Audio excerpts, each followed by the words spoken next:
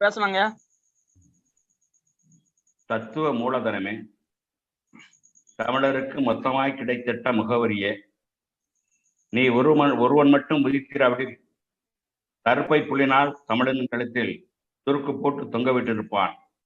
அந்த நன்றியை எண்ணி எண்ணி தந்தையே உன்னை தலை தாழ்த்தி வணங்குகிறேன் என்று புலவர் புலமை கவிதை வரிகளோடு என்னுடைய உரையை துவக்குகின்றேன். அன்பார்ந்த தோழர்களே, இந்த நிகழ்ச்சியிலே கலந்து கொண்டு மிக சிறப்பானதொரு தலைமை உரையாற்றிய வேலூர் மாநகர தலைவர் ஐயா விஸ்வநாதன் அவர்களே, இந்த நிகழ்ச்சியை 122 நிகழ்ச்சிகள் தொடர்ந்து நடத்தி கொண்டிருக்கக்கூடிய அருமை ஐயா தாமோதரன் அவர்களே, ஐயா சேரலாதன் அவர்களே, அவரோடு இணைந்திருக்கக்கூடிய தோழர்களே, இந்த நிகழ்ச்சியை கலந்து கொண்டிருக்கக்கூடிய பெரியார் பெருந்தொண்டர்களே, இங்கே என்னை ஒரு அறிமுக உரையாற்றிய அருமை தம்பி ஆண்டிராஜ் தமிழரசு அவர்களே, அவரெல்லாம் எனக்கு கிடைத்த மிகப்பெரிய ஒரு புதையல் என்றுதான் சொல்லலாம். தந்தை பெரியாருக்கு எப்படி ஒரு ஆசிரியர் கிடைத்தாரோ அதுபோல இவர் எனக்கு கிடைத்தார்கள். அவருடைய மூலமாகத்தான் நான் இன்றைக்கு முகநூலிலும் மற்ற இணையதளங்களிலும் சிறப்பாக செயல்பட வாய்ப்பு இருக்கிறது. அவரை போன்ற ஆற்றல் மிக்க இளைஞர்கள் இன்றைக்கு ஏராளம் உருவாகி இருக்கிறார்கள். நான் வெளியே இருந்து பணியாற்றி ஓய்வு பெற்ற பொழுது யாருமே இருக்க மாட்டார்களோ நான் கருதிய நேரத்திலே ஆண்டிராஜ் போன்ற தோழர்கள், அசோக்குமார் போன்ற தோழர்கள், இன்னும் பல தோழர்கள் அங்கே வந்து இணைந்தார்கள். இன்றைக்கு நான் வந்த பிறகும் எப்படி தந்தை பெரியாருக்கு பிறகும் இயக்கம் வீரண்டை போட்டு நடைபெற்றுக் கொண்டிருக்கிறதோ அதுபோல நான் இந்த வெல் நிறுவனத்திலிருந்து வந்த பிறகும் கூட மிக சிறப்பாக அங்கே பணியாற்றி கொண்டிருக்கிறார்கள். மற்ற தோழர்கள், மற்ற தொழிற்சங்க தோழர்கள்லாம் பாராட்டக்கூடிய வகையிலே பெரியாரிகளை கொண்டு சென்று கொண்டிருக்கிறார்கள். அந்த வகையில ஆண்டிராஜ் தமிழரசு போன்ற தோழர்களுக்கும் அங்கே இருக்கக்கூடிய நம்முடைய திராவிட தொழிலாளர்கள் தோழர்களுக்கும் என்னுடைய நன்றியினை தெரிவித்துக் கொள்கிறேன். ஏனென்று கேட்டால் நான் வந்த பிறகு அந்த பணியை தொடர்ந்து செய்கிறார்கள். பல பேர் கேட்டாங்க, நீங்க ரிட்டையர் ஆயிட்டீங்கன்னா இந்த வேலையை யார் செய்வாங்கன்னு கேட்டாங்க.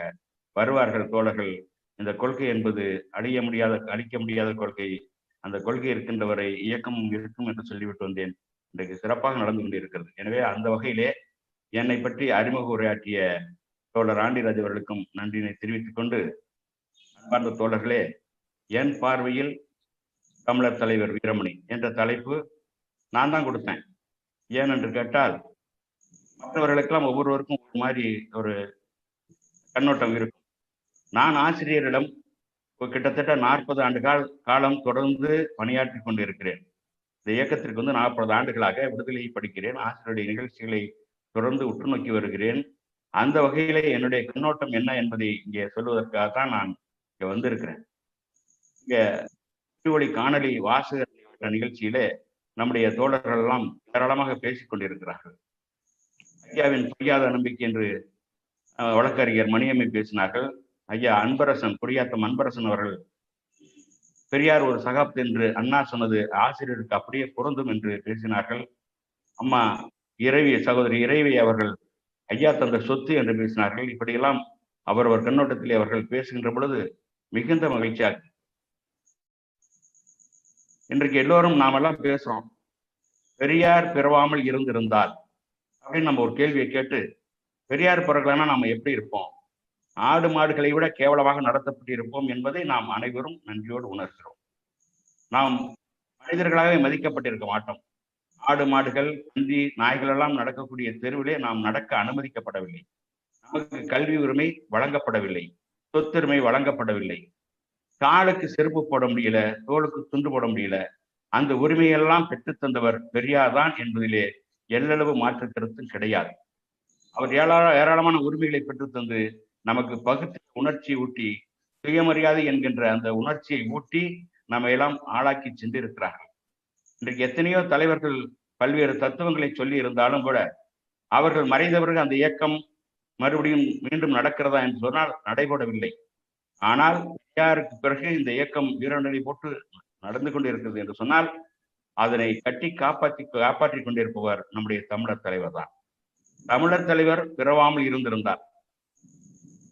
இந்த கேள்வியை நான் கேட்கிறேன். பெரியார் பிறவாமல் இருந்திருந்தால் என்று இந்த கேள்வியை எல்லோரும் கேட்டுக்கொண்டிருக்கிறோம். இன்றைக்கு என்னுடைய கேள்வி என்ன என்று சொன்னால், தமிழர் தலைவர் ஆசிரியர் மட்டும் இந்த இயக்கத்துக்கு தலைமை தாங்காமல் இருந்திருந்தால் பெரியாரால் பெற்ற உரிமைகள் எல்லாம் நமக்கு கிடைத்திருக்குமா? தயவு செய்து சிந்தித்து பாருங்கள். தோழர்களே, ஐயா அவர்கள் இந்த இயக்கத்திற்கு அன்னை மணியம்மையார் பின்பு தலைமையேற்ற பிறகு இந்த நாட்டை ஆண்ட, தமிழகத்தை ஆண்ட முதலமைச்சர் எம்ஜிஆர் அவர்கள் 9,000 ரூபாய் வருமான வரம்பு கொண்டு வந்தார். அந்த 9,000 வருமான வரம்பை எதிர்த்து மிகப்பெரிய களமாடி அந்த எம்ஜிஆர் அவர்களுக்கே புரிய வைத்து அந்த 9,000 ரூபாய் வருமான வரம்பை நீக்கியதோடு 31% இருந்த இடஒதுக்கீட்டை 50% ஆக்கியவர் ஆசிரியர் அல்லவா? அதுபோல இன்றைக்கு மண்டல் கமிஷனை பற்றி எல்லோரும் விரிவாக பேசிக் கொண்டிருக்கிறோம். மண்டல் கமிஷன் என்பது இந்தியா முழுமைக்கும் உள்ள அனைத்து அரசு பணிகளுக்கும், பொதுத்துறைகளுக்கும் கல்வி வேலைவாய்ப்புகளை இடஒதுக்கீடு கிடைக்கிறது என்று சொன்னால் அதற்காக ஆசிரியரை போல பாடுபட்டவர்கள் யாராவது சொல்ல முடியுமா? 42 மாநாடுகள், 16 போராட்டங்களை நடத்தி அந்த அறிக்கை வெளியாவதிலிருந்து அது அமல்படுத்துவதை தொடர்ந்து போராடியவர் தமிழர் தலைவர் ஆசிரியர். அதே போல 69% இடஒதுக்கீடு வந்த இடஒதுக்கீட்டுக்கு ஆபத்து வந்த நேரத்திலே அன்றைக்கு முதலமைச்சராக இருந்த பார்ப்பன அம்மையார் ஜெயலலிதாவையும் பிரதமராக இருந்த நரவர் நரசிம்மராவையும் பயன்படுத்தி அன்றைக்கு இருந்த குடியரசுத் தலைவர் சங்கர் தயாள் சர்மா என்கின்ற பார்ப்பனிடம் கையெழுத்து வாங்கி அது 9வது அட்டவணை பாதுகாப்பில் வைத்திருக்கிறாரே. இதை போல ஒரு அருமையானது ஒரு நிகழ்ச்சி ஏதாவது யாராவது செய்திருக்க முடியுமா? அந்த 31C என்கின்ற சட்டத்தை எழுதி கொடுத்து அமல்படுத்த வைத்தாரே, இதை விட வேறு சிறப்பு என்ன ஆசிரியர் வேண்டும்? தந்தை பெரியார் அவர்கள் கூட போராடி மத்திய அரசாங்கத்தை சட்டத்தை திருத்த வைத்தார்கள். ஆனால் ஆசிரியர் அவர்கள் என்ன செய்திருக்கிறார்? அவரே ஒரு சட்டத்தை எழுதி கொடுத்து, ஏனென்று கேட்டால் 50% இடஒதுக்கீட்டுக்கு மேல் அமலாக கூடாது என்று அகில இந்த அளவிற்கும் உச்ச நீதிமன்றம் தீர்ப்பு சொன்ன நேரத்திலே நம் தமிழகத்தில் இருந்த அந்த 69% இடஒதுக்கீட்டுக்கு ஆபத்து வந்த நேரத்திலே அரசாங்கம் என்ன செய்வது என்று தெரியாமல் விழித்துக் கொண்டிருந்தது. எதிர்க்கட்சிகளும் அதை பற்றி அவ்வளவு அக்கறை காட்டவில்லை. ஏனென்று சொன்னால் ஜெயலலிதா அந்த திட்டத்தை அமல்படுத்தாமல் இருந்திருந்தால் அவர்களுக்கு அரசியல் ஆதாயமாக இருந்திருக்கும். ஆனால் சமுதாய கண்ணோட்டத்திலே இது பெரிய பாதிப்பு ஏற்படுத்தும் என்று விட்டுவிட்டால் நாளைக்கு நாம் பெருத்த இழப்புகளை சந்திக்க வேண்டியிருக்கும் என்ற காரணத்தினால் ஆசிரியர் அவர்கள் மிக சிறப்பாக அந்த 31C என்கின்ற சட்டத்தை எழுதி கொடுத்து அதை அமல்படுத்த வைத்து 9வது அட்டவணையை பராமரிக்க வைத்தார். எவ்வளவு பெரிய சாதனை! இதனால்தான் ஆசிரியர் பெறாமல் இருந்திருந்தால் பெரியார் காலத்தில் கிடைத்த அந்த உரிமைகள் எல்லாம் பறிவு இருக்கும் என்கின்ற காரணத்தினாலே ஆசிரியரை நான் மனதார வணங்குகிறேன் என்றுதான் நான் சொல்ல வேண்டும். அவர் அந்த அளவிற்கு மிகப்பெரிய தமிழர் தலைவர் என்று சொல்வதற்கு பொருத்தமான தலைவராக இன்றைக்கு விளங்கிக் கொண்டிருக்கிறார். பெரியவர்களே, இன்றைக்கெல்லாம் ஒரு போலியான ஒரு பிம்பத்தை உருவாக்கி கொண்டிருக்கிறாங்க. என்ன? திராவிடத்தால் வீழ்ந்தோம், திராவிடத்தால் அழிந்து விட்டோம், 50 ஆண்டு கால திராவிட ஆட்சி தமிழகத்தை சீரழித்து விட்டது என்றெல்லாம் சொல்லிக்கிட்டு இருக்காங்க. என்ன சீரழிஞ்சு போச்சு? அண்ணா ஆட்சிக்கு வருவதற்கு முன்பு தமிழகத்திலே எத்தனை சதவீதம் இடஒதுக்கீடு இருந்துச்சு? 41%. திராவிடத்தாலே எவ்வளவு வந்து 69% நமக்கு கிடைத்திருக்கிறது. அண்ணா ஆட்சிக்கு வந்த பிறகு தமிழகத்தில் எவ்வளவு மருத்துவக் கல்லூரி இருந்தது? இன்றைக்கு எத்தனை மருத்துவக் கல்லூரிகள் இருக்கின்றன? எத்தனை பொறியியல் கல்லூரிகள் இருக்கின்றன? எத்தனை அரசு பள்ளிக்கூடங்கள் அதிகரித்திருக்கின்றன? எத்தனையோ வரலாற்று ஆதாரங்களை சொல்ல முடியும். அவ்வளவு வளர்ச்சி அடைந்திருக்கிறோம். அவ்வளவு வளர்ச்சி அடைந்து தமிழகம் இன்றைக்கு மற்ற மாநிலங்களை விட முதன்மை பெற்ற மாநிலமாக அனைத்து துறைகளிலும், கல்வியிலும், வேலை வாய்ப்பிலும், பொருளாதாரத்திலும் எல்லாம் முன்னேறி இருக்கு. இதில் யாருக்கும் எந்த பாதிப்பும் கிடையாது. ஒரே ஒரு பிரிவினருக்கு தான் பாதிப்பு. அது என்ன பாதிப்புங்கிறது உங்களுக்கு நல்லாவே தெரியும். அண்ணா அவர்கள் 67 ஆட்சி அமைத்த பொழுது முழுக்க முழுக்க பார்ப்பனர் அல்லாத அமைச்சரவை அமைத்தார். ஒரு பார்ப்பான் கூட அதுல மந்திரி கிடையாது. அதற்கு பிறகு வந்த கலைஞர் அவர்கள் பார்ப்பனர் அல்லாத அமைச்சரவை அமைத்தது ஒரு மாத்திரமல்லாமல் அவர் என்ன சொன்னாரு? இந்த ஆட்சியானது சூத்திரர்களுக்காக, சூத்திரர்கள் ஆளப்படக்கூடிய சூத்திர ஆட்சின்னு சொன்னார். சூத்திரர்களுக்கான ஆட்சியாக இருந்தது. அதே போல வந்து எம்ஜிஆர் காலத்திலையும் பார்ப்பான் யாரும் மந்திரி கிடையாது. அவரே ஒரு கண்டை என்கின்ற பார்ப்பான் கொஞ்சம் காலம் இருந்தார். அதுக்கு பிறகு ஜெயலலிதா காலத்துல ஜெயலலிதா மட்டும்தான் பாப்பாத்தி ஒரு சட்டமன்ற உறுப்பினர் இருந்தார். அதற்கு பிறகு ஒரு பாப்பான் கூட ஒரு சட்டமன்ற உறுப்பினராக வர முடியல, ஒரு நாடாளுமன்ற உறுப்பினராக வர முடியல. இன்றைக்கு வெற்றி பெற்றிருக்கக்கூடிய 40 நாடாளுமன்ற உறுப்பினர்களே பார்ப்பன் என்று சொல்வதற்கு ஒரே ஒருவர் இருக்கிறார். அவர் பார்ப்பன தன்மையை தூக்கி எறிந்த கம்யூனிஸ்ட் கட்சியை சேர்ந்தவர். அவர் முதுகிலே பூணல் கிடையாது. நான் பார்ப்பான் என்று ஒரு பெருமையா சொல்லிக் கொள்வது கிடையாது. பார்ப்பான் இல்லைன்னா அவன் என்ன செய்வான்? பார்ப்பானே ஒருத்தன் இல்லை. இது இழப்பு திராவிட இயக்கத்தால் யாருக்கு இழப்புன்னு சொன்னா பார்ப்பானுக்கு இழப்பு. அவன் எல்லாத்தையும் தன்னுடைய வயிற்றிலே அறுத்து கட்ட வேண்டும் என்று சொல்லக்கூடியவன். மற்றவங்களோட சமமா வாழணுங்கிற எண்ணமே அவனுக்கு கிடையாது. எப்பொழுதுமே எந்த காலத்து வரலாற்றிலே எப்பொழுதுமே மற்றவங்க தனக்கு சமமா இருக்கிறாங்கன்னா அதை ஏற்றுக்க மாட்டான். பார்ப்பனர்களுக்கு எல்லாமே உலகமே பார்ப்பனுக்கு சொந்தம். உலகத்தில் உள்ள செல்வங்கள் அனைத்தும் பார்ப்பனுக்கு சொந்தம் என்பதுதான் பார்ப்பனுடைய கொள்கை. அதற்கு பாதிப்பு வந்துவிட்டு அவ்வளவுதான். திராவிட இயக்கத்தால பாதிப்பு வந்துச்சுன்னா பார்ப்பனுக்கு தான் பாதிப்பு வந்துச்சு. அதனாலதான் அதை ஒழிச்சு கட்டணும்னு அவன் முயற்சி பண்றான். தோழர்களே, வரலாற்றுல பாத்தீங்கன்னு சொன்னா நமக்கு பல்வேறு காலகட்டங்களிலே பார்ப்பன ஆதிக்கம் தகர்க்கப்பட்டிருக்கிறது. அம்பேத்கர் அவர்கள் சொல்லுவார்கள், இந்த வரலாறு முழுக்க பௌத்தத்திற்கும் பார்ப்பனியத்திற்குமான போராட்டமாக இருந்து கொண்டிருக்கிறது என்று சொல்லுவார். இன்றைக்கு ஆரியத்துக்கும் திராவிடத்துக்கான போராட்டமாக நம்முடைய போராட்டம் நடந்து கொண்டிருக்கிறது.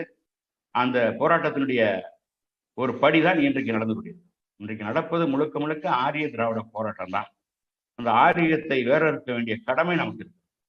வரலாற்றிலே பார்த்தோம் என்று சொன்னால் 2 ஆட்சிகளை நாம் குறிப்பிட வேண்டும். ஒரு ஆட்சி என்பது நந்தர்களுடைய ஆட்சி. நந்த வம்சத்திலே பல நந்தர்கள் ஆண்டார்கள், நவநந்தர்கள் ஆட்சி செய்திருக்கிறார்கள். தனநந்தன் என்பவன் கடைசி ஆட்சி தான். அந்த தனானந்தனுடைய ஆட்சியில பாத்தீங்கன்னா அன்றைக்கு சமண மதம் ஆட்சியில் இருந்திருக்கு. அந்த சமண மதத்தை பின்பற்றி அன்றைக்கு சாதி கிடையாது, மதம் கிடையாது, அன்றைக்கு ஏற்றத்தாழ்வு இல்லாம எல்லோரும் சமமா இருக்கிறாங்க. இது அன்றைக்கு இருந்த சாணக்கியன் என்கின்ற பார்ப்பான் பார்க்கிறான். எல்லாத்துக்கும் சாணக்கியனை பத்தி அவ பெரிய அரசியல் ஞானி, சாணக்கிய தந்திரம் உள்ளவன், ராஜகுரு என்றெல்லாம் சொல்லுவாங்க. அந்த சாணக்கியன் சபதம்னு ஒண்ணு சொல்லுவான். அந்த சாணக்கியன் என்ன பண்ணா, என்ற நந்தனுடைய ஆட்சியிலே பார்ப்பானுக்கு எந்த விதமான மரியாதை இல்லையே, நம்ம எப்படியெல்லாம் வாழ்ந்தோம் என்று அவன் கனவு காணுகிறான். பழைய காலத்தை நினைச்சு பார்க்கிறான். பார்ப்பான் கடவுளுக்கு நிகராக மதிக்கப்பட்டான். அந்த அரசனுக்கு மேல அந்தணன் என்கின்ற நிலை இருந்தது. ஆனா நந்தனுடைய ஆட்சியிலே அப்படிப்பட்ட நிலை இல்லையே, மாறிவிட்டதே என்று வருத்தப்படுறான். வருத்தப்பட்டு அந்த ஆட்சியை கவிழ்க்கணும்னு திட்டமிட்டு பார்க்கிறான். அந்த தனநந்தனுடைய ஆட்சி என்பது மிக வலுவான ஆட்சியாக இருக்கு. அந்த வலுவான ஆட்சி, அவனுடைய படைபலம், அவனுடைய ரத கஜ துரக பதாதிகள் என்று சொல்லக்கூடிய அத்தனை படைகளும் மிக வலுவாக இருக்கிறது. அன்றைக்கு உலகத்தையே வல்லரசாக தன்னுடைய கைக்கில், தன்னுடைய கொடையின் கீழ் கொண்டு வந்த சாணைக்கு அந்த அலெக்சாண்டர், மாவீரன் அலெக்சாண்டர் படையெடுத்து வர்றான். இங்க நந்தனுடைய ஆட்சியை பிடிக்க வேண்டும் என்று வருகின்ற பொழுது அவன் ஒற்றர்களை அனுப்பி பார்க்க சொல்றான். அந்த நந்தனுடைய ஆட்சியில் இருக்கக்கூடிய அந்த படைபலத்தை பார்த்து அங்க போய் விவரிக்கின்ற பொழுது அந்த வீரர்களுக்கு நடுக்கம் வந்து விட்டது. எவ்வளவு காலால் படை இருக்கிறது, எவ்வளவு யானைப்படை இருக்கிறது, எவ்வளவு குதிரைப்படை இருக்கிறது, எவ்வளவு ஆயுதங்கள் இருக்கிறது என்று சொல்லி எல்லாவற்றையும் போய் ஒற்றர்கள் சொல்லுகின்ற பொழுது அந்த வீரர்கள்லாம் பயந்து நடுங்கிக் கொண்டு, இவனோடு எதிர்த்து நாம் சண்டை விட்டு உயிரை மாய்க்க வேண்டிய அவசியம் இல்லை என்று திரும்பி போறான். அந்த அளவுக்கு படைபலமிக்க அந்த நந்தனை சாணக்கியன் வீழ்த்தி விட்டான். எப்படி வீழ்த்தினான்? சூழ்ச்சியால வீழ்த்தினான். யாரை கொண்டு வீழ்த்தினான் என்று சொன்னால், தனநந்தன் வளர்ப்பு மகனாக சந்திரகுப்த மௌரியனை அவன் வளர்த்து வருகிறான். தனக்கு பிறகு அவன்தான் ஆட்சி அதிகாரத்துக்கு வரப்போகிறான் என்பதை அறிவிக்காமல் இருந்தான். ஆனால் அவருக்குரிய பயிற்சியை கொடுத்து கொண்டிருந்தான். அந்த பயிற்சி கொடுத்தது யாருன்னா அதுதான் சாணக்கியன். அந்த சாணக்கியன் போய் அவனை பயிற்சிக்கு அனுப்பணும்னு சாணக்கியன் அவனுடைய சந்திரகுப்த மௌரியனுடைய மூளையிலே விஷத்தை கொஞ்சம் கொஞ்சமா ஏற்றி தனநந்தனுக்கு எதிராக பெரிய ஒரு சூழ்ச்சி செய்துதான் அவனை கொன்றுவிட்டு மௌரிய சாம்ராஜ்யத்தை உருவாக்க. இப்படித்தான் அந்த ஆட்சி கவிழ்க்கப்படுகிறது. அதுபோல இன்றைக்கு திராவிடம் என்பது அழிக்கப்பட முடியாத மிகப்பெரிய சக்தியாக விளங்கிக் கொண்டிருக்கிறது. அந்த சக்தியை எப்படி ஒழிப்பதுன்னு யோசிக்கிறான். பார்ப்பான் யோசிக்கிறான், பிஜேபி RSS சிந்திக்கிறது. நேரடியாக ஒழிக்க முடியல. எப்படி சாணக்கியனால் தனநந்தனை எதிர்த்து ஒழிக்க முடியவில்லையோ அதுபோல பார்ப்பன RSS அந்த பிஜேபி காவி கூட்டத்தால் இந்த திராவிடத்தை ஒழிக்க முடியலங்கிறப்ப என்ன பண்றான்? திராவிடத்தின் பெயரை சொல்லிக் கொண்டிருக்கக்கூடிய அடிமை அதிமுக அரசை பயன்படுத்தி, சந்திரகுப்த மௌரியனை பயன்படுத்தி ஒழித்தது போல திராவிட இயக்கத்தை ஒழித்து கட்ட வேண்டும் என்று திட்டமிடுகிறான். இது எப்படிப்பட்ட நிலை? இந்த வரலாறு மீண்டும் திரும்ப வேண்டும் என்று ஆசைப்படுகிறார்கள்.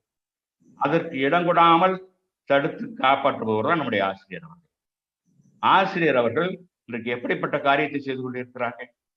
தமிழகத்திலே பிஜேபியோடு யார் கூட்டு சென்றாலும் அவர்களுக்கு ஒரு இடம் கூட கிடைக்கக்கூடாது என்கின்ற நிலையை உருவாக்கி வச்சிருக்கிறார். அவர் இன்னைக்கு பெரிய ராஜகுருவாக திகழ்ந்து கொண்டிருக்கிறார். அந்த ராஜகுரு என்ற வார்த்தையை நான் சொல்லலைங்க, நமக்கெல்லாம் தெரியும். மக்கள் தலைவர் மூப்பனார் அவர்கள், அவர் நரசிம்மராவ் தலைமையில் ஆட்சி இருந்த பொழுது அவர் ஜெயலலிதாவோட கூட்டணி சேர்ந்தார். அதை எதிர்த்து ஜெயலலிதா கூட நம்ம கூட்டணி சேர்றதா என்பதற்காக வெளியே வந்து தமிழ் மாநில காங்கிரஸ் என்ற கட்சியை தோக்குறார். ஆனால் அதற்கு பிறகு இங்கே கூட்டணிகள் மாறுகின்ற பொழுது பிஜேபி மாறி மாறி திராவிட கட்சிகளின் தோளிலே அமர்ந்து கொண்டு தான் நாங்கள் தமிழ்நாட்டிலே காலொன்றி விட்டோம், இது பெரியார் மண் அல்ல, இது ஆண்டாள் பிறந்தவன் ஆழ்வார்கள் பிறந்தவன் என்று சொல்லி கொக்கரிக்க ஆரம்பித்தாங்க. அப்பொழுதுதான் ஆசிரியர் அவர்கள் அவரை அழைத்து ஜெயலலிதா ஊழல் என்று சொல்லிவிட்டு வெளியே வந்தீர்கள், ஆனால் அதைவிட மிகப்பெரிய ஆபத்து மதவாதம், அது காந்தியாரை கொன்ற மதவாதம், காமராஜர் வீட்டுக்கு தீ வைத்த மதவாதம், எது மிகப்பெரிய ஆபத்தானது என்று சிந்தித்து பாருங்கள் என்று சொன்ன பொழுது அவர் அன்றைய காலகட்டத்திலே பிஜேபிக்கு எதிரான ஒரு அணியை உருவாக்குவதற்கு எந்த ஜெயலலிதா எதிர்த்து தமிழ் மாநில காங்கிரஸை உருவாக்கினாரோ அந்த தமிழ் மாநில காங்கிரஸ் அதே ஜெயலலிதாவோடு சேர்ந்து ஒரு மிகப்பெரிய கூட்டணி உருவாக்கி தமிழகத்திலே மிகப்பெரிய பிஜேபிக்கு எதிரான ஒரு அமைப்பு உருவாக்கணும். அதே போல திராவிட கட்சிகள் மாறி மாறி வந்த நேரத்திலே அந்த ஜெயலலிதா அவர்கள் அன்றைக்கு பிஜேபியோட என்னைக்கு நான் வந்து உறவு வைக்க மாட்டேன் சொன்ன அதே ஜெயலலிதா மீண்டும் பிஜேபியோட சேர்ந்த நேரத்திலே திமுக அதை விட்டு வெளியே வந்தது. தமிழர் தலைவர் அவர்கள் அதை அப்படியே கலைஞரை கேட்காமல கூட அவர் ஆதரவு கேட்காத நிலையிலும் கூட பிஜேபிக்கு எதிரான ஒரு நிலையை உருவாக்க வேண்டும் என்று சொல்லி கடுமையாக போராடுகின்றார். அந்த 2004 நடந்த தேர்தலிலே பிஜேபி ஒரு இடம் கூட பெறவில்லை, ஒரு இடம் கூட கிடைக்கவில்லை. அந்த அளவுக்கு பிஜேபியோடு யார் கூட்டு சேர்ந்தாலும் அவர் தமிழ்நாட்டிலே இடமில்லை என்கின்ற நிலையை உருவாக்கியவர் தமிழர் தலைவர். இன்றைக்கு பார்த்தோம் என்று சொன்னால் அனைத்து முற்போக்கு இயக்கங்களும் இன்றைக்கு தமிழர் தலைவருடைய அவருடைய ஆலோசனையை கேட்டு வந்திருக்காங்க. தமிழகத்தின் நம்பிக்கை நட்சத்திரமாக விளங்கக்கூடிய ஐயா ஸ்டாலின் அவர்கள் எங்களுடைய திமுக எந்த வழியில் நடைபெறும் என்பதை தீர்மானிப்பது பெரியார் திடல் தான் என்று சொல்லுகின்றார். அதே போல பார்த்தீங்கன்னா தமிழர் தலைவர் காட்டுகின்ற வழியிலே நாங்கள் நடைபோடுவோம் என்று சொல்லுகின்றார். இன்றைக்கு மிக தெளிவாக திராவிடம் தான் நமக்கு சரியான இலக்கு என்று சொல்லி ஆரியத்தை வேறொருப்போம் என்று சொல்லுகின்றார் என்று சொன்னால் அந்த அளவிற்கு திராவிடத்தை புரிந்து கொண்டு பிஜேபி என்கின்ற அமைப்பு RSS மதவாத அமைப்பு தமிழகத்திலே நுழைந்துவிடக் கூடாது என்பதிலே மிக தெளிவாக இருக்கின்றார்கள். அதற்கு காரணம் ஆசிரியர் அவர்கள் தான். ஆசிரியர் அவர்களை ராஜகுருவாக அவர்கள் ஏற்றுக்கொண்டிருக்கிறார்கள்.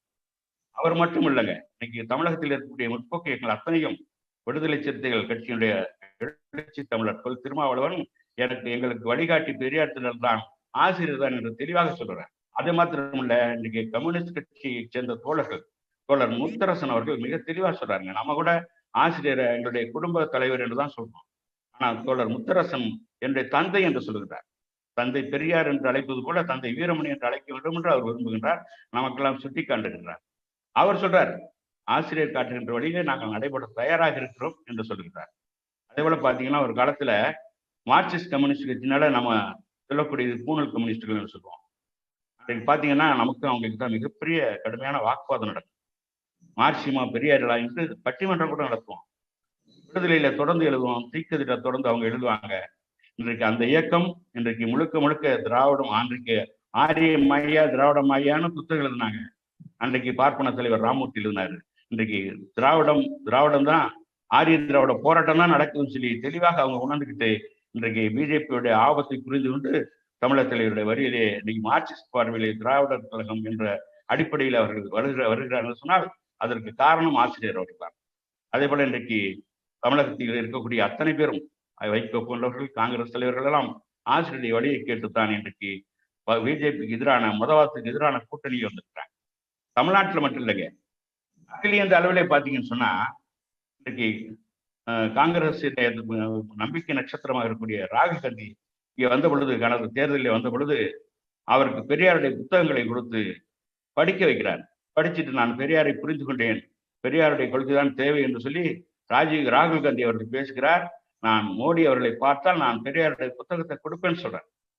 அவருக்கே ராஜகுருவாக ஆசிரியர்கள் விளங்கிக் கொண்டிருக்கிறார்கள். எனவே தமிழக தலைவர் ஆசிரியர் அவர்கள் ராஜகுரு என்கின்ற கோணத்திலே அவரை நான் வைத்து பார்க்கிறேன்.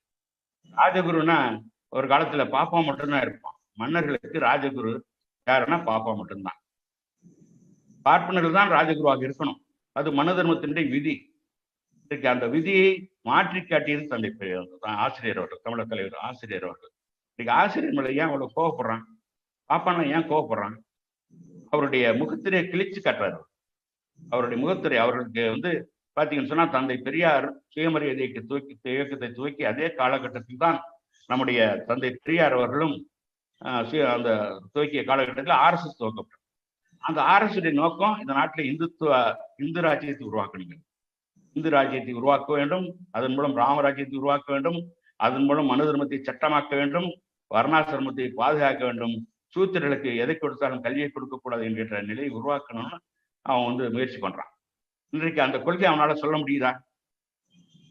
அப்படி சொல்ல முடியாமல் அவர் தடுமாறுவதற்கு காரணம் ஆசிரியர். அவங்களுடைய மூலத்திலே கை வைக்கிறார் ஆசிரியர். அவர்கள் புனிதமாக கருதக்கூடிய பகவத்கீதையை தோளித்து கற்றார். ராமாயணத்தை அக்பர் ஆணிவராக்கிறார். ராமராஜ்யம்னா என்ன?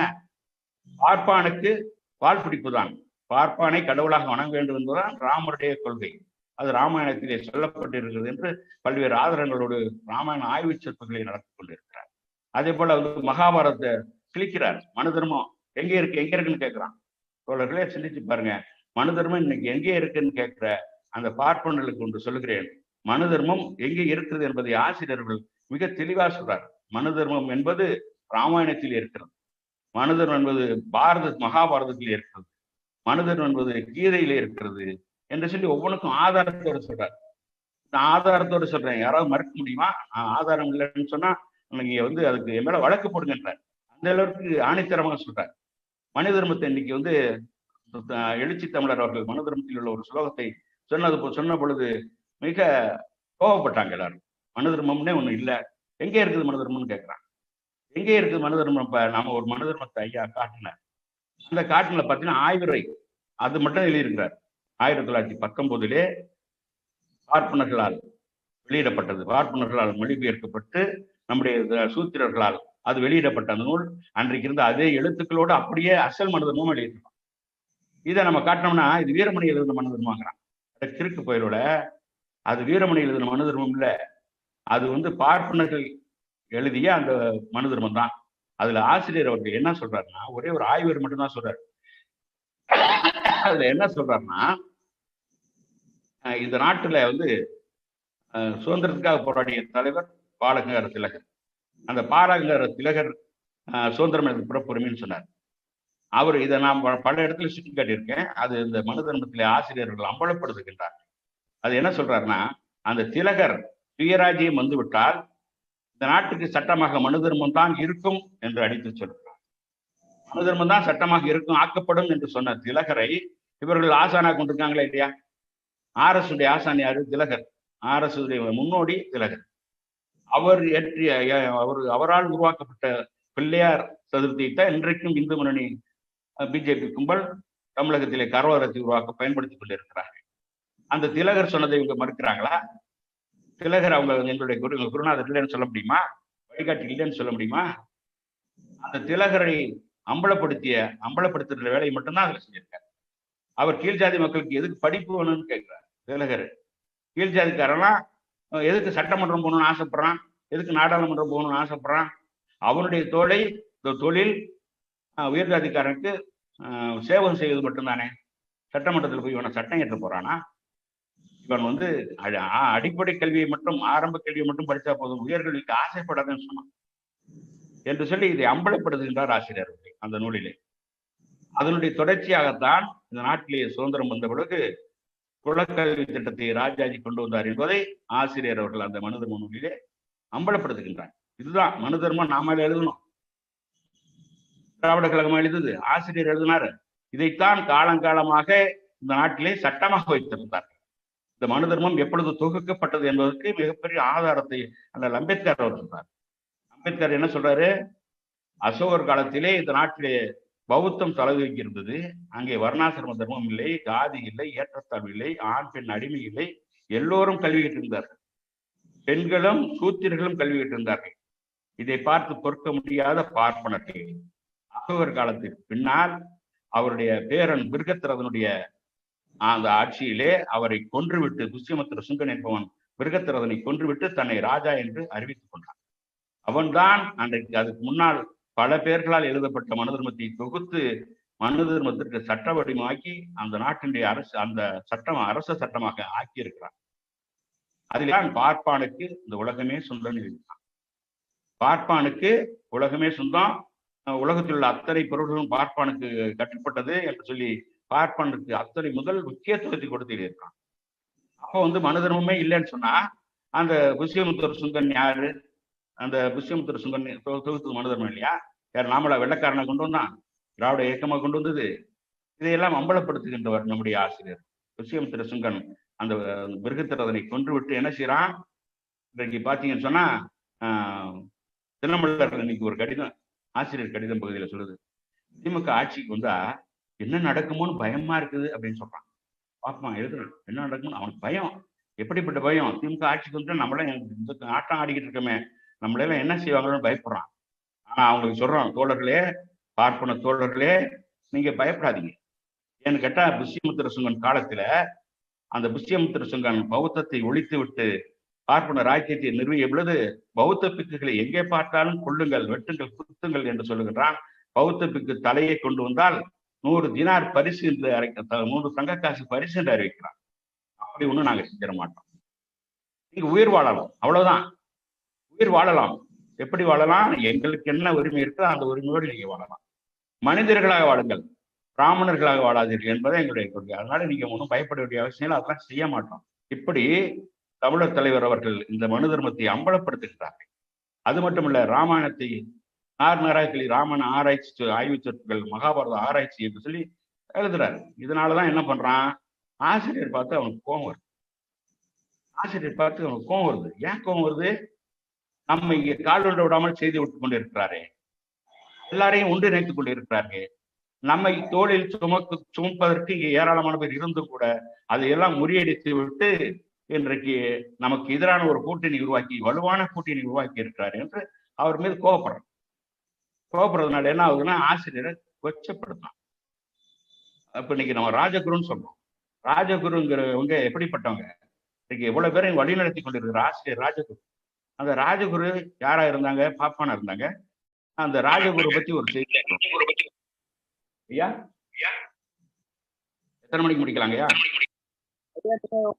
நீங்க முழுமையா பேசி முடிங்க, ஒன்னும் பிரச்சனை இல்லை. உங்க கருத்தை முழுமையா வச்சிருங்க.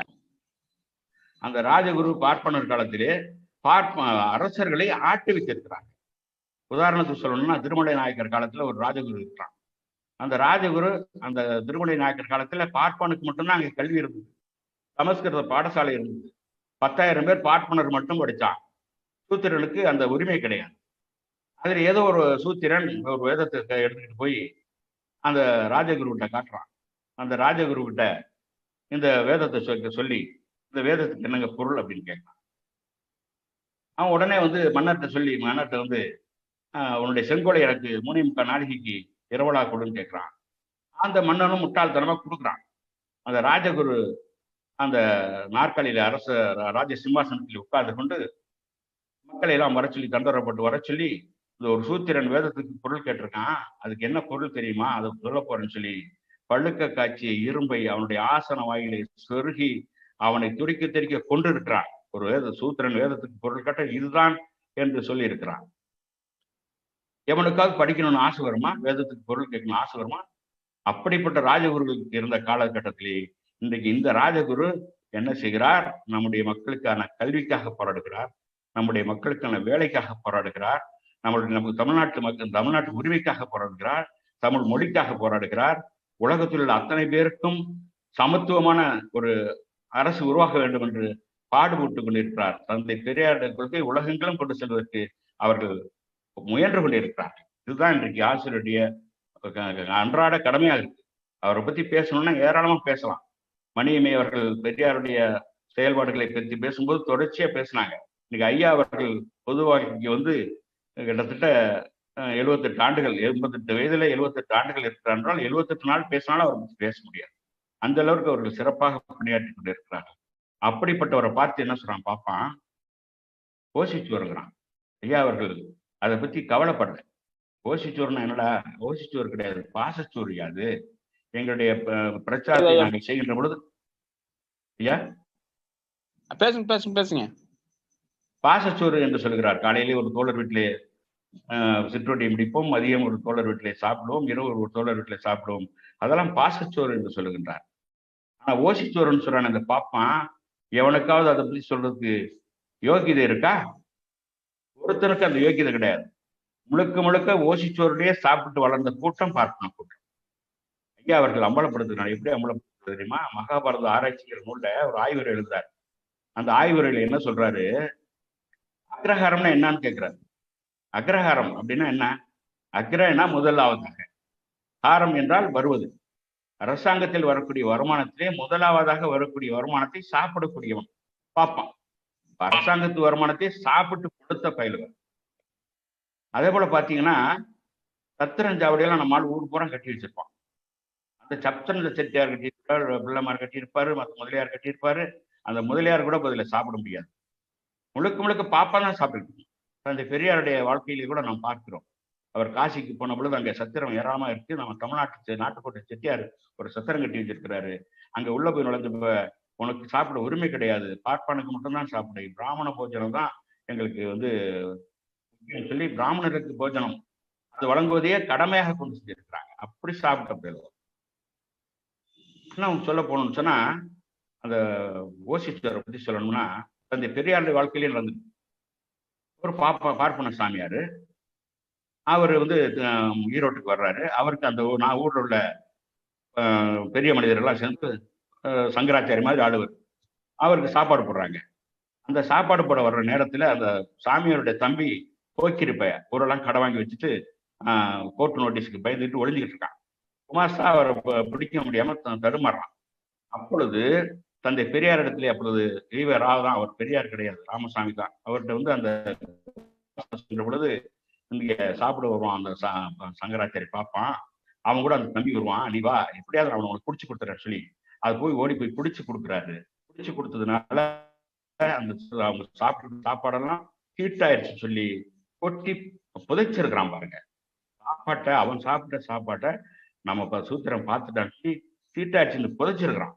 அதை தந்தை பெரியாருடைய தந்தை இடத்திலே சொல்லும் போதுதான் தந்தை பெரியாரை அவர்கள் தந்தி ஆபாசமான வார்த்தைகளை பேசி அடிச்சிருக்கிற செருப்பாளர் மூஞ்சில் எச்சி துப்பி இருக்கிறார். இதெல்லாம் தந்தை பெரியார் தன்னுடைய வாழ்க்கையை பதிவு செய்கிறார். இப்படி சாப்பிட்ட போயிடுவோம். அது மாத்திரம் திருவாங்கூர் சமஸ்தானத்துல ஒரு வரலாறு உண்டு. கோசி சாப்பாடு எப்படி பாப்பான் தின்னு கொடுத்துருக்கிறாங்க. பத்மநாபுரம்னு ஒரு அரண்மனை இருக்கு, கன்னியாகுமரி மாவட்டத்திலே இருக்கிறது. அது திருவாங்கூர் சமஸ்தானத்துக்கு கட்டப்பட்டது. அதுல போய் பாத்தீங்கன்னா பாப்பான் சாப்பிட்றதுக்குன்னே ஒரு பெரிய சமையல் கூட சாப்பாட்டு அறை 3000 பேர் உட்கார்ந்து சாப்பிட்றாங்க. அந்த 3000 பேர் உட்கார்ந்து சாப்பிடக்கூடிய அந்த சாப்பாட்டு அறையில பாப்பா மட்டும்தான் சாப்பிட்டான். அப்படி சாப்பிடுறது பாத்தீங்கன்னா ஒரு தடவை மன்னருடைய மகன் சிறுவன், ஒரு 8 வயது சிறுவன், என்னடா உள்ள போறான் வர்றான், கிட்டத்தட்ட ஆயிரக்கணக்கான பேர் உள்ள போறான், என்ன செய்யறான்னு தெரியல. எட்டி பார்த்தான். எட்டி பார்த்த உடனே அங்க இருந்து பாப்பான்லாம் எந்திரிச்சு வெளியே வந்தான். வெளியே தீட்டா எடுத்துன்னு சொல்லி மன்னர்கிட்ட போய் முறையிடுறான். ஐயோ பார்ப்பன நீ எல்லாம் சாப்பிடலன்னா நாங்க எனக்கு பெரிய தோஷமாச்சே, என்ன செய்யறது, எப்படியா சாப்பிடுங்கன்னு சொல்லுவேன். நான் சாப்பாட்டை சாப்பிட மாட்டோம்னு சொல்லி சொல்லும்போது என்ன செய்யறான், மீண்டும் அந்த சாப்பாட்டை குழி தோண்டி புதைத்து விட்டு மறுபடியும் அதே போல சமைத்து சாப்பாடு போட்டுக்கிறானா. அப்படி ஓசிச்சோறு தின்ன பயிலுவ இன்றைக்கு என்ன சொல்றான், ஆசிரியர் பார்த்து ஓசிச்சு இருக்கிறாங்க. எவ்வளவு அயோக்கியத்தனமானவங்க. இந்த அயோக்கியத்தனமான பிரச்சாரம் என்பதெல்லாம் எதுக்காக? இப்படியெல்லாம் பேசினா நாம் பின்வாங்கிடுவோம், இந்த வேலைகளை செய்ய மாட்டோம். ஆசிரியர் ராஜகுரு என்கின்ற அந்த தன்மையிலிருந்து எந்த கட்சிக்கும் நம்ம ஆதரவு தரமாட்டோம் என்று நிறைவேறுவார் நினைக்கிறான். ஒரு தேர்தலுக்கு தேர்தல் என்ன பண்றான், தேர்தலுக்கு தேர்தல் ஏதாவது ஒரு பிரச்சனை இருக்கும். கடந்த தேர்தலில் பார்த்தீங்கன்னு சொன்னா மிகப்பெரிய அளவுக்கு பகவத்கீதை அதுக்கு கிருஷ்ணனை பத்தி பேசிட்டாருன்னு சொல்லி இதனால இந்துக்கள் மனசு புண்பட்டுச்சு திமுக அவங்க கூட சேர்ந்த இந்துக்கள் ஓட்டு விழுவாதுன்னு சொல்லி மிகப்பெரிய கலவரத்தை உண்டாங்க. இன்றைக்கு பாத்தீங்கன்னா தேர்தலே ஆரம்பிக்கல, இப்ப மயக்க பிஸ்கட் புத்தகத்தை தர்றாரு, அந்த சங்கிகளுடைய முகத்திரையை தோலெடுத்து காட்டுறாரு. இதனால திமுக தலைமை விளவெடுத்து போயிருக்கான். இந்துக்களுக்கு எதிராகவும் இந்து கடவுளுக்கு எதிராகவும் அந்த பிரச்சாரம் செய்யறாங்க. அதனால திமுக தலைமை பயந்து போயிருக்கணும். எந்த திமுக தலைமை பயந்து போயிட்டு ஓட்டு சொல்லுச்சு? ஸ்டாலின் சொன்னாரா? துரைமுருகன் சொன்னாரா? ராசா சொன்னாரா? இன்றைக்கு கூட பார்த்தீங்கன்னு சொன்னா திருச்சி மாவட்டத்தில் என்னுடைய தோழர்கள் நம்முடைய அமைச்சர், முன்னாள் அமைச்சர் ஐயா நேரு, திமுக முதன்மை செயலாளர் ஐயா நேரு அவர்களை பார்த்து அந்த மயக்க பிஸ்கட் புத்தகத்தை கொடுத்து வந்திருக்காங்க. அந்த புத்தகத்தை படிப்பவர்கள் யாருக்கும் திமுகவுக்கு எதிராக ஓட்டு போடணும்னு சிந்திக்கவே மாட்டாங்க. பிஜேபியோட அந்த இந்துத்துவ கும்பலுடைய முகத்திரை தான் அதில் கிழிக்கப்பட்டு இருக்கிறது. அவர்களை தமிழ்நாட்டை விட்டு ஓட ஓட விரட்டக்கூடிய சூழ்நிலை வரும் என்கின்ற நிலைதான் வருமே தவிர வேற ஒண்ணும் இல்லை. இந்த அளவிற்கு இன்றைக்கு திராவிடம் வெல்லும் என்கின்ற வார்த்தையை சொல்லி ஆசிரியர்கள் இன்றைக்கு களமாடு கொண்டு இருக்கிறார். 88 வயசுல பாத்தீங்கன்னு சொன்னா அவர் எவ்வளவு பெரிய வேலை செய்யறார். திராவிடம் எப்படியாவது திராவிடம் வென்றே தீர வேண்டும், திராவிடம் வெல்லும் என்கின்ற வார்த்தையை சொல்கிறார்.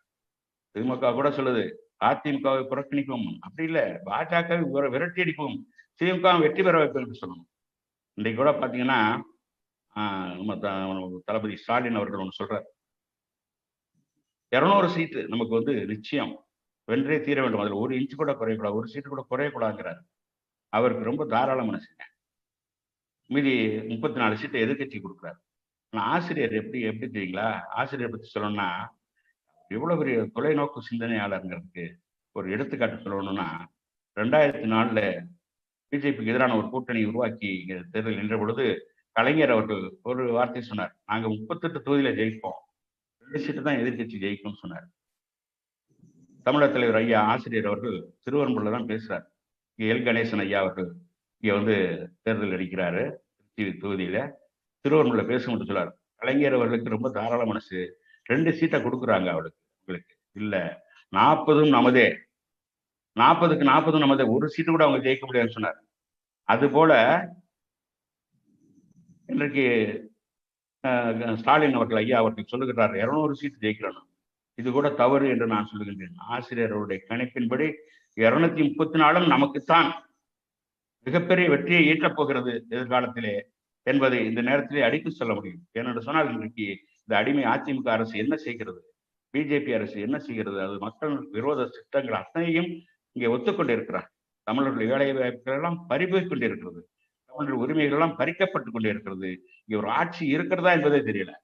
ஆட்சி ஆளுவது அதிமுகவா பிஜேபி என்று சொல்லக்கூடிய அளவிற்கு அந்த அத்தனை திட்டங்களையும் மத்திய அரசுடைய திட்டங்களையும் கண்ணை மூடிக்கொண்டு ஆதரித்துக் கொண்டு இருக்கிறார்கள். எந்த திட்டமும் மக்களுக்கான திட்டமாக இன்றைக்கு இருக்கவில்லை. இந்த திட்டங்களை எல்லாம் கொண்டு மக்களிடத்தில் சேர்ப்போம் என்று சொன்னால் அந்த திட்டங்களை பார்க்கின்ற மக்கள் 1 சீட்டு கூட ஜெயிக்க விட மாட்டாங்க. ஒழுங்காக நடந்தால், அந்த எலக்ட்ரானிக் ஓட்டு எந்திரம் இல்லாமல் இருந்தால், மக்கள் ஓட்டு போட்டு வெற்றி பெறுவதாக இருந்தால் 1 தொகுதி கூட அடிமை அதிமுகவும் பாஜக கூட்டணியும் வெற்றி பெற போவதில்லை. முழுக்க முழுக்க திராவிட முன்னேற்ற கழகம் தான் வெற்றி பெறும் என்பது உறுதியான ஒன்று. இன்றைக்கு அவர்கள் வெற்றி பெற முடியாமல், அவர்களால் வெற்றி பெற எதிர்த்து ஜெயிக்க முடியல இந்த திராவிடத்தை. அதனால என்ன பண்றான், பல பேரை கொண்டு வந்து இறக்குறான்.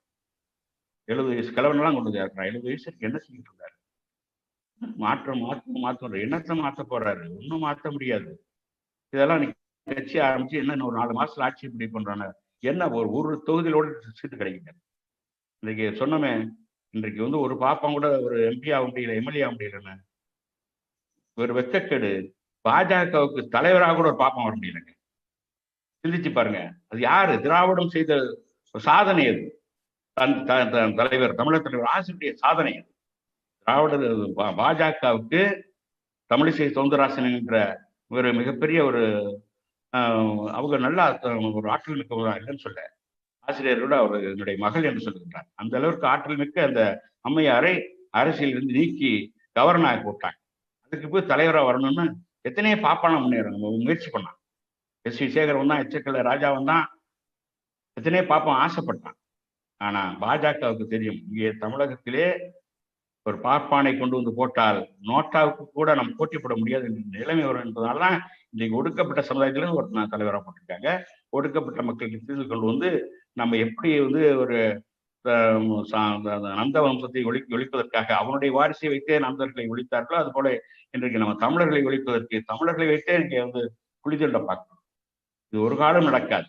அது நடப்பதற்கு தமிழர்களுடைய ஆசிரியர் அவர்கள் போடுகின்ற திட்டங்கள் இன்னைக்கு அரசியல் கட்சிகளை ஒன்றிணைத்திருக்கிறது. திராவிட முன்னேற்ற கழகம், விடுதலை சிறுத்தைகள், காங்கிரஸ், கம்யூனிஸ்ட், மதிமுக என்று பல கட்சிகளும் ஒன்று சேர்ந்திருக்கிறார்கள். இவர்கள் கடந்த காலங்களில் செய்த தவறுகளை எல்லாம் ஆசிரியருடைய அறிவுரையின்படி திருத்தி விட்டார்கள். இன்று பிஜேபி என்கின்ற ஒரு கும்பலுக்கு இங்கே வந்து எந்த விதத்திலும் இடம் கிடையாது என்கிற நிலையை தமிழர் தலைவரை உருவாக்கியிருக்கிறார். எனவே அந்த தமிழர் தலைவரை அவன் எவ்வளவு இழிவாக பேசினாலும், ஐயா நம்ம ஆசிரியர் பெரியார் மீது வீசாத அவச்சொல்களா அவர் மீது மலத்தை வீசலாம், முட்டையை வீசலாம். ஆசிரியர் என்ன சொல்றான்? ஓசிச்சொல்னு தான் சொல்றான், சொல்லிட்டு போறான். நாம் அவரை பாதுகாக்க வேண்டியது நம்முடைய முக்கியமான கடமையாக இருக்கு. ஆசிரியரை நாம் பாதுகாக்க, இன்னைக்கு 88 வயசுலயும் ஆற்றல் மிக்க இளைஞரை போல செயல்பட்டு கொண்டு இருக்கிறார்கள். அவர் இன்னும் 100 ஆண்டுகளை தாண்டி பல ஆண்டு காலம் வாழ வேண்டும். அவருடைய ஆற்றல், அவருடைய அறிவு நம் தமிழ் சமுதாயத்திற்கு தேவைப்படுகிறது. எனவே அவரை நாம் பாதுகாக்க வேண்டும். பாதுகாப்பது நம்முடைய கடமையாக இருக்கிறது.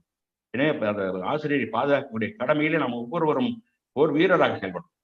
எனக்கு அதுல ஒரு மிகப்பெரிய மகிழ்ச்சி. ஆசிரியரை பாதுகாத்ததிலே ஒரு மகிழ்ச்சி. கடந்த நாடாளுமன்ற தேர்தலின் போது இங்கே திருச்சியிலே தான் அந்த கலவரம் நடந்தது. மிகப்பெரிய காலித்தனத்தை பிஜேபி இந்து முன்னணி கும்பல் செய்தது. ஆசிரியர்களுடைய காரை தாக்கினார்கள்.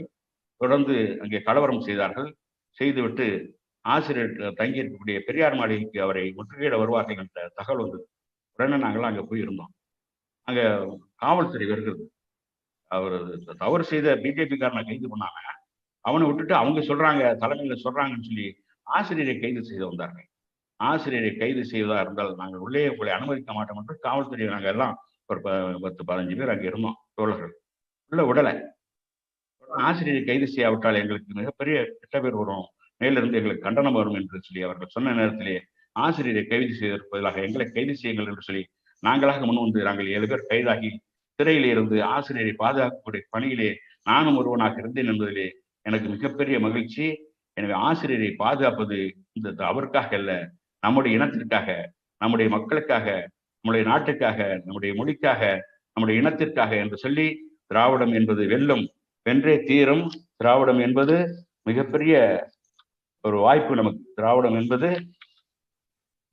பகுத்தறிவு, திராவிடம் என்பது மூட நம்பிக்கை ஒழிப்பு, திராவிடம் என்பது சுயமரியாதை, திராவிடம் என்று சொல்லப்படுவது ஜாதி மறுப்பு, திராவிடம் என்பது வர்ணாசிரம ஒழிப்பு, திராவிடம் என்பது தீண்டாமை ஒழிப்பு, திராவிடம் என்பது பெண்ணடிமை ஒழிப்பு, திராவிடம் என்பது சமூக நீதி, திராவிடம் என்பது ஏழை பணக்காரன் ஒழிப்பு, திராவிடம் என்பது சமத்துவம், திராவிடம் என்பது சம உரிமை, திராவிடம் என்பது சம நுகர்ச்சி.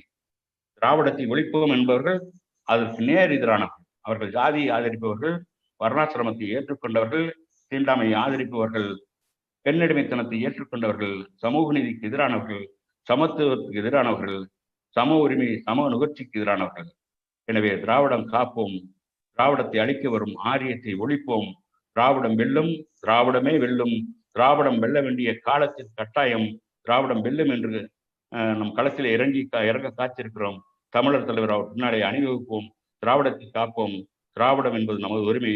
ஆரியத்தை வேறறுப்போம், திராவிடத்தை நிலைநாட்டுவோம் என்று சொல்லி வாய்ப்பளித்த உங்கள் அனைவருக்கும் நன்றினை தெரிவித்து, அன்பான தோழர்களே, நான் ஒன்றும் பேச்சாளர் கிடையாது. இதுவரை நான் எந்த கூட்டத்திலும் சிறப்புரையாக ஆற்றியதில்லை. சிறப்புரையாக யாராவது பேசினால் அந்த கூட்டத்திலே துவக்க உரையாக என்னை தோழர்கள் பயன்படுத்துவார்கள். இந்த நிகழ்ச்சியில என்னை சிறப்புரையாக அழைத்த தோழர் ஐயா தாமோதரன் அவர்களுக்கும் அறிவு வழி காணொலி வாசகர் வட்டத்திற்கும் நன்றினை தெரிவித்து, என்னுடைய பேச்சிலே ஏதாவது குறை இருந்தால் அது என்னை சாரும் என்று சொல்லி, தமிழர் தலைவர் வாழ்க, தந்தை பெரியார் வாழ்க, பகுத்தறிவு வெல்க, பெரியார் கொள்கை வெல்க, திராவிடம் வெல்லும், தளபதி ஸ்டாலின் அவர்கள் முதல்வராக அமர்வார்கள், ஆரியத்தை ஓட ஓட விரட்டுவோம் என்று சொல்லி வாய்ப்புக்கு நன்றி முடிக்கின்றேன். நன்றி.